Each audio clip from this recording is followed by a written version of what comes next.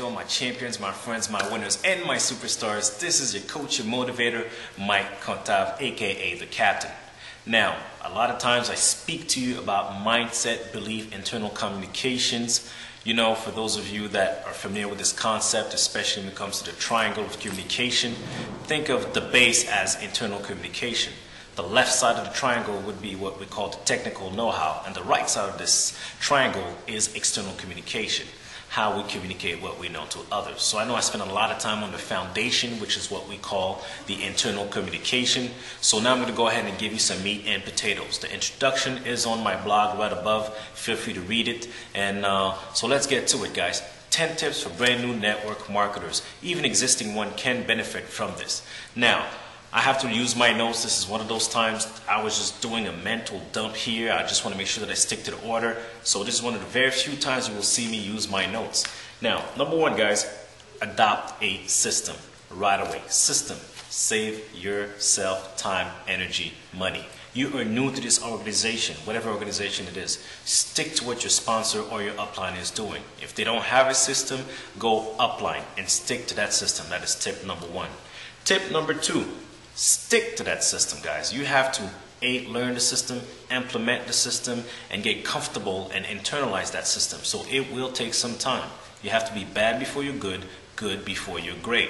So give that system some time. Do not jump from system to system looking for the magic pill. Tip number three, guys, is understand that people do not reject you. They reject the opportunity.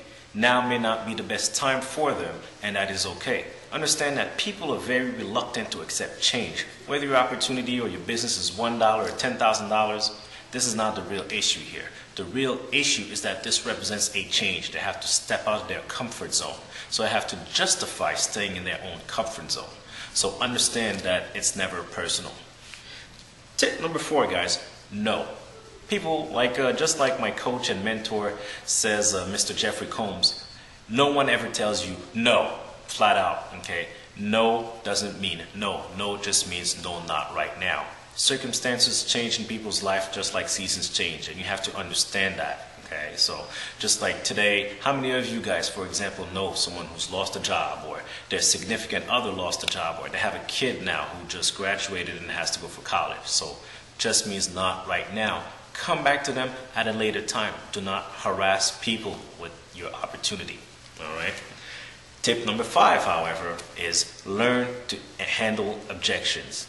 A lot of times the problem isn't the problem. The first thing they say is just the standard, typical objection.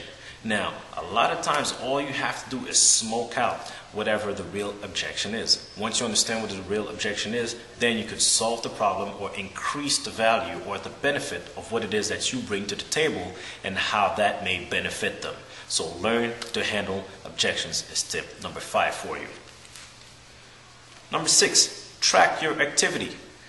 Throwing in business cards in a car or on a table somewhere, or getting a new friend here on Facebook and putting up one flyer at the supermarket does not constitute activity. By activity, we mean how many people have you put through your system? How many people have been exposed to what it is that you have to offer?